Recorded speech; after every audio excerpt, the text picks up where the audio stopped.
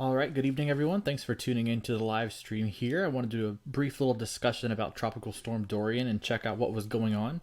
Haven't done one of these tropical update videos since last season, so it is that time of year again where the tropics kind of wake up as our summer begins to dwindle down. The tropics, the ocean heat content is still very warm and it's heated up from the entire summer, and the storms thrive off of the water and the deep ocean heat content. So it's woken up. The Atlantic has woken up, and we have a couple of storms, or a couple of areas of interest, and one storm to track. The storm is Dorian. You've probably heard it, making its way through the airwaves and the news and various virtual media and so on. But let's just have a quick chat about it. It's a storm that could potentially pose a threat to the U.S. mainland, but right now it is over 2,000 miles away from us here in North Carolina, and it's still a couple thousand miles away from the mainland U.S. as well, but it does bear watching because it might just come that way. So remember to make all decisions based off of National Hurricane Center forecast and official products from your local weather forecast offices.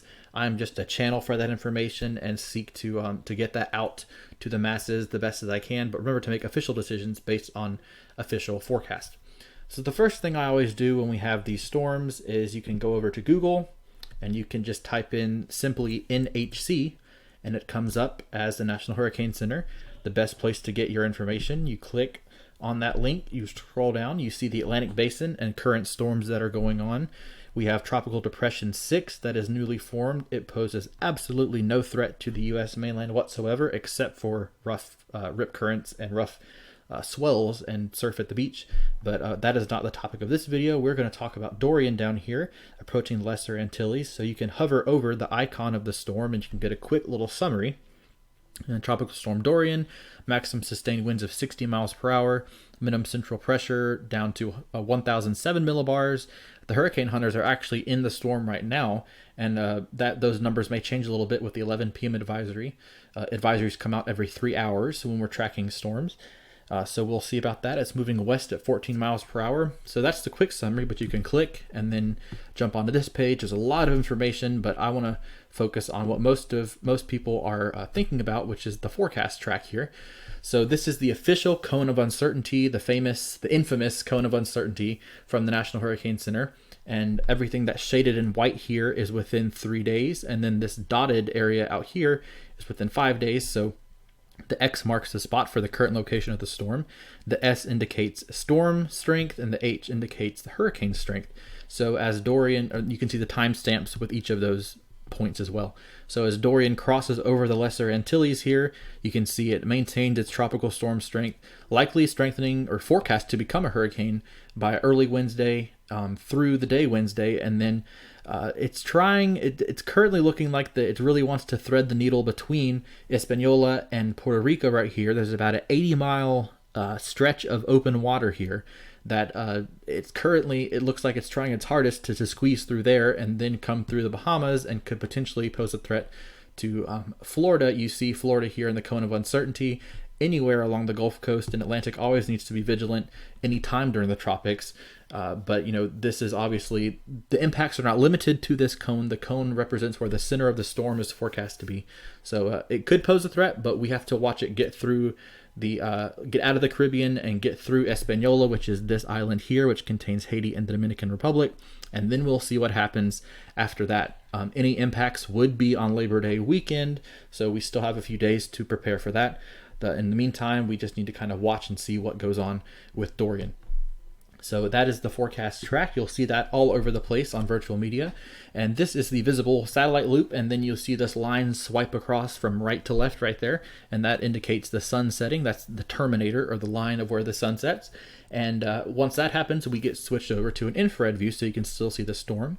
And you can see earlier today, it kind of had that classic look. It was a lot of bubbly clouds, a lot of high cloud tops. And kind of a lot of cloud mass rotating around a central area of low pressure, which is a tropical cyclone. And you can see that it kind of lost a little bit of that integrity during the day, but then it also kind of bubbled up at sunset, and it's looking pretty healthy. You see these big, booms. They look like big mushroom clouds. Those are really powerful thunderstorm centers that spike up over the ocean. You would not want to be under that area out on the open ocean with that. These are some huge thunderstorms that sustain and kind of give the whole storm energy to continue to live on in the ocean. And what's been going on with Dorian, sometimes these storms intensify very quickly, sometimes they take a while. Dorian's taking a while because it's kind of fighting off some dry air. We'll talk about that in just a second. But it's kind of having these pulses of thunderstorm activity, then it will quickly collapse and kind of die on itself.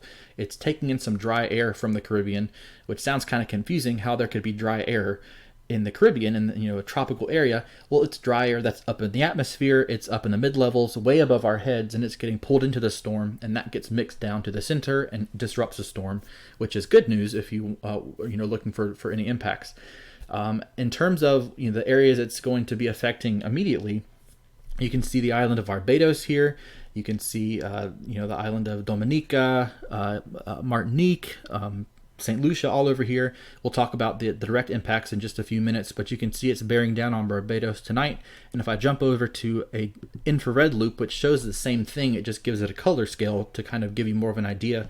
These dark red and dark black colors that you see, those are those high thunderstorm tops that are shooting way up into the atmosphere. So we're looking straight down onto the storm. And these thunderstorms imagine it shooting out of the screen towards you, several miles up into the troposphere, and those are really tall cloud tops, and these darker colors indicate colder cloud tops. As you go up in the atmosphere, temperature decreases. Generally, as a rule, that's not entirely true, but for our purposes, that is true. And we had these colder cloud tops. That means there are more intense thunderstorms, and you can see these thunderstorms really starting to bear down on the island of Barbados. Population, I believe, over 280,000. I mean, these are very populated islands out here in the Lesser Antilles. And this whole island chain, these are referred to as the Lesser Antilles, including Barbados and also Trinidad and Tobago down here. And this is South America down in this area for a little geography reference. So we'll kind of discuss those islands one by one and the impacts and kind of the next segment of this live stream here. Thanks to anyone else who's tuned in, just kind of giving an update on Tropical Storm Dorian, kind of the near-term impacts and seeing where it may go later in the week. If you have any comments or questions, feel free to ask them. So I talked about the dry air earlier, and jumping over from the infrared satellite to the water vapor now, this probably looks a lot similar to the other satellite image we were looking at, but it actually is showing water vapor. And you can see, there's two distinct things here. You have your bright whites and you have your dark black gray colors kind of swirling around the screen here. Here's Puerto Rico. I guess I can get my thing out here. Here's Puerto Rico. Here's the island of Hispaniola with the Dominican Republic right here. You have Haiti right there. And you have, the Virgin Islands up here. You have Guadeloupe. You have Dominica. You have Martinique. You have St. Lucia and St. Vincent and Grenada down here. So here is Dorian. You can see it's kind of wrapped up with that moisture. And the thing, if you were looking at a healthy tropical cyclone, this would just be one big blob of white. But there are these areas here. If I stop let's see if I can stop the animation here. If I stop it at the end of the loop, it's struggling a bit getting that dry air in here. So on this map, anytime you see these kind of trains of these darker colors kind of following this line up to here, here's some drier air up in the higher levels above Puerto Rico, down into here. Over northeastern South America, this area is very dry as well up in the atmosphere. And you can see it kind of getting entrained into the storm, at least a little bit on this eastern side. It's kind of disrupted. You can tell that it kind of looks like a tropical cyclone, but it's fighting some dry air, which is good news for intensification purposes. And as it continues to go into the eastern Caribbean, the storm is going to kind of take this track. It's kind of forecasted to go right about that. And it has to battle this dry air to continue to sustain itself. So that is something we'll have to watch. Dorian is a very small storm compared to other size hurricanes tropical cyclones we're used to seeing. So that's good and bad. It can easily succumb to the dry air, but it also can easily get rid of it. So that's the trick with smaller type storms. They can they're very hard to predict because they're easy to destroy, and they're also easy to recover from that. So we'll have to look at that and see what Tropical Storm Dorian decides to do. So looking at the radar now, we don't get a great image because these are relatively small islands and they don't have a ton of places to put radar, a good sustainable place to put radar. But you can see here that some of the outer rain bands are starting to get over here, I want to see if I can get this tooltip off so it stops hovering. I don't think I can, so we'll just have to deal with that. But down here, there's an intense line of thunderstorms. So here's the island of Barbados right here. And these thunderstorms are finally starting to encroach on the island there. And we'll have to watch the conditions on Barbados throughout the night. They're probably going to get some very heavy rain, from some gusty winds up to 60 miles per hour. And then the storm's going to continue to move out this way toward St. Lucia. It's probably going to split the area of St. Lucia and bisect the islands of St. Lucia and St. Vincent down here. So St. Vincent, about 110,000 people live on this island, and then about 180,000 people live on this island. So there's a lot of people impacted by this. You know, don't be fooled by the size of the islands. It's certainly a very populated area out here. A lot of people on vacation. A lot of people call this home, and all these islands have a lot to protect as we go forward from Tropical Storm Dorian, and it is anticipated to intensify into a hurricane.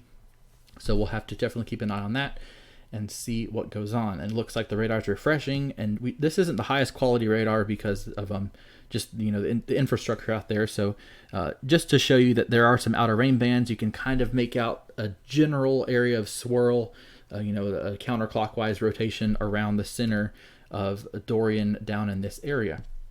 And in terms of the impacts of that, this is a product that basically shows accumulated rainfall. So if you have any interest on the islands of Barbados, on the island of St. Lucia right here, or St. Vincent down here, even Martinique up here, anywhere from 2 to 4 inches in the next, well, actually there's a little bit of orange in here too. Then I see some pixels are colored orange, so that's up to 8 inches of rain in 24 hours. So a big rainmaker there. These islands are so small and they're very mountainous, or some of them are mountainous, and landslides are a big issue. So we'll have to see what kind of damage we are left to see after Tropical Storm Dorian moves through those areas. Hopefully the rain is kept to a minimum, but with the open water and the storm just churning out there, it has plenty of available moisture to produce, a lot of rain in a short amount of time.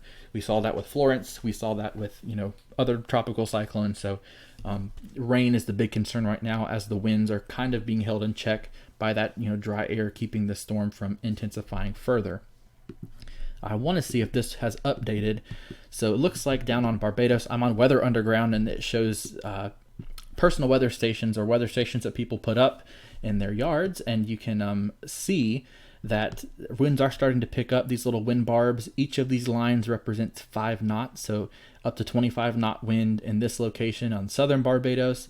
All the winds are coming out of the northeast, which you'd expect with the circulation coming in from the west. So conditions starting to deteriorate there, and we'll have to see how Barbados, or how close the actual center of the circulation is going to impact the island of Barbados. In terms of the long term, so that's the short term. It's going to impact the island of Barbados, then go to St. Lucia, St. Vincent, squeak past the Lesser Antilles, and then up toward Puerto Rico and Hispaniola. What is key about that forecast is, if I pull up this tweet from Jack Sillen, weather.us. Weather.us is a great online resource for weather models. And he tweeted, quick Hispaniola topography refresher. The island's tall mountains greater than 1,000 meters are located in the central western part of the island. So if, I'm going to use this and keep it in mind when we're looking at the next map, some of the mountains in central and western Hispaniola, so in western Dominican Republic and into Haiti, these are taller than Mount Mitchell. These are really tall mountains, and they can really shred apart tropical cyclones. So if Dorian takes a more westward track and goes over these really tall mountains, it's going to pretty much fall apart and have a really hard time recovering afterward. That would be a best case scenario if you're, in terms of the intensity, because it would be a much weaker system. It would be disheveled. It would be very hard to maintain strength. Puerto Rico does have some mountains, but not nearly as high. But if it goes overland, of course, you're cutting off the access to the warm ocean heat content. You're cutting off the access to the warm ocean water, so it could weaken it also. If the center of circulation does happen to, just clip Hispaniola or the Dominican Republic, as a refresher, the whole island is Hispaniola. It consists of 2 countries, Haiti and the Dominican Republic. So if it just clips the eastern part of Hispaniola here, it's going to maximize its time over water, and still going to be a problem as it continues to go toward the Bahamas. So we're going to have to watch very closely how it fares in terms of that. We can look at two different schools of thought. We can look at the European model, which traditionally is better with tropical cyclone track and intensity. And this is what you call a spaghetti plot. It looks like a plate of spaghetti because it's a lot of ensemble members. Each one has a slightly different tweaked version of initial conditions. So maybe the first one, makes the storm a little bit stronger at the initialization of the model. And then the next member makes it a little bit weaker. So you get a bunch of solutions to kind of get an average idea of where the storm is going. And if we zoom in here, a lot of them are going more northeastern. There's been a shift northeastward in the track, so a lot more have shifted over the Puerto Rico area earlier in the week, or I guess earlier at the beginning of the weekend, Friday and Saturday when Dorian was first named as a tropical storm. A lot of the tracks had it going right over here, and we kind of said, oh, that's great because it's going to get ripped apart. But Dorian is trying to make every effort it can. It looks like at least the models think that it's going to try to sneak through with as little resistance as possible, which we'll have to keep an eye on that to see just how much it's impacted by the islands here before it gets into the Bahamas. So, some of these members go into Florida, some of them, even sneak into the Gulf of Mexico, some of them go over here. The intensity is way too far out to even begin to guess that. But what is important is that there's a tight grouping that now go farther northeast over lower elevations, which mean likely a stronger Dorian in the long run. So we have to keep an eye on that and see. I'm not going to discuss upper features of the atmosphere in this video just because it's a little complex and it doesn't really help with the communication of the preparedness of the storm. But in tomorrow's video, I plan to do a video where I talk more of the dynamics and what's controlling the system and why it's being pushed back toward the United States. That's not really relevant for preparing for the storm. You just want to know if it's going to impact you. So here in the Carolinas right now, I think we're safe, at least through the weekend from anything. We'll have to see what Dorian does after it crosses over Hispaniola, though. And then just for the sake of completeness, if I go back here, we can look at the GFS members, which they have a little more going over Hispaniola. So you can see that we have diverging ideas here. So it's always a challenge to try to figure out which one is going to verify, and we have to kind of split the middle usually. And that's exactly what the hurricane track does. It just splits the middle right here and says, okay, we're going to go in between the models. Hopefully that's the best case solution, and we'll see what it does. The interaction with the land here is going to be key to the long-term impacts of Dorian, though. So if I go back to here, so just to show you, I thought it was interesting to provide a little bit of history before I start winding down here. Storms have done this before. They have kind of snuck in this little channel. I believe it's called Mona Passage. Yes, Mona Passage. It's about an 80-mile wide area here. And what I'm looking at is historical hurricane tracks. And storms are, we've had so many tropical cyclones in the past 150 years since records have been being kept. But, it's not uncommon for tropical cyclones to go through this area. And one in particular was Hortense, a Hurricane Hortense back in 1996. I was just a couple of months old at that point, but apparently it went through and had the least amount of resistance as possible. It clipped the southwestern part of Puerto Rico, and then it snuck up toward here, and I think it went back out to sea, but it caused a lot of havoc on the island of Puerto Rico. But storms can do this. They can fit in between. As long as the center of circulation goes in between here, there is the chance that it doesn't get as disheveled and as disrupted as it would if it goes over land. So hopefully that's the worst case scenario. In this case, we want to, hopefully it does get some land interaction and weakens a bit, but this is an interesting thing to explore. It's just this URL up here, and you can look at that and explore that. It's kind of a fun thing to do, to look at hurricanes and their past tracks while we're not preparing. As long as you're not preparing, it's fun to look at, but for anyone, I don't think anyone on my page actually lives in the Lesser Antilles or the Greater Antilles or anywhere in the Caribbean. But if you have interest there, if you were going on vacation, or if you came from vacation and are wondering about the fate of those areas, it could kind of be interesting to see what's gone through there in the past. But as I start to wind down here, I want to go back to the visible infrared satellite loop, and you can see it starting to. Some of these cooler cloud tops are starting to kind of warm a little bit, which means the thunderstorm activity will kind of be suppressed. So Dorian just keeps going through these pulses of looking really impressive, then it will kind of die down for several hours There's kind of a diurnal cycle with sunlight. When the sun's up over the storm, there's a lot of convection that can kind of explode and keep the storm going. And then overnight, it can kind of cycle and it looks a little bit weaker, but then it can kind of surprise you by morning time. So once again, the center is hidden under this, we call it a central dense overcast, so a CDO, this large area of thunderstorm activity. Barbados is sitting right underneath that right now, so probably some very heavy rain like we saw on the radar image bearing down on that island of about nearly 300,000 people. At least that was the population in 2017. So we will keep them in our thoughts tonight, and hopefully they are safe with that. And then the storm will continue to go and split the island nation of St. Lucia and St. Vincent. It may get very close to St. Lucia, but it should stay just offshore and kind of track into the Caribbean. It's going to fight some dry air. It's going to fight a little bit of wind shear. But so far, Tropical Storm Dorian has proved to be a pretty resistant little storm, so we'll see how that fares in terms of its strength and its eventual track. Its interaction with Hispaniola is key. So if I end here on the track slide, so going through the Lesser Antilles here, expected to intensify into a hurricane in the Eastern Caribbean, which is also an infamous area for tropical cyclones to really kind of go kaput and lose a lot of energy. So we'll see how Dorian works with that trend. Continue toward the island of Puerto Rico and Hispaniola, Dominican Republic, and we'll see how it fares after that. If it does survive its trek over the islands and gets into the Bahamas, there's some very deep warm water over here. If you've ever been to the Bahamas, you know there's a lot of ocean heat content. We call that here. Not only is the water warm, but it's very deep. It's a very large column of warm water, and when storms get over that, they can rapidly intensify. So I'm not saying that's going to happen, but it's a possibility if it does get over the islands unscathed and is just sitting over the warm bath water for a couple of days. So we'll have to see how that fares. I'll continue to update on the storm, and we'll track it as it does, potentially with Florida being in the cone of uncertainty here, South Florida, within the 5-day cone. We will see just what happens with Tropical Storm Dorian. And in the meantime, if you have any questions, feel free to contact me. In the Carolinas here, we do not look to receive anything right now from Tropical Storm Dorian, but any changes, I'll certainly let you know, and stay tuned to the National Hurricane Center for the latest. So I'm going to sign off here, and I will do a video sometime tomorrow, try to get some new topics in, maybe explain more dynamics of the system. Just kind of wanted to give a geography overview and near-term, long-term forecast of the storm.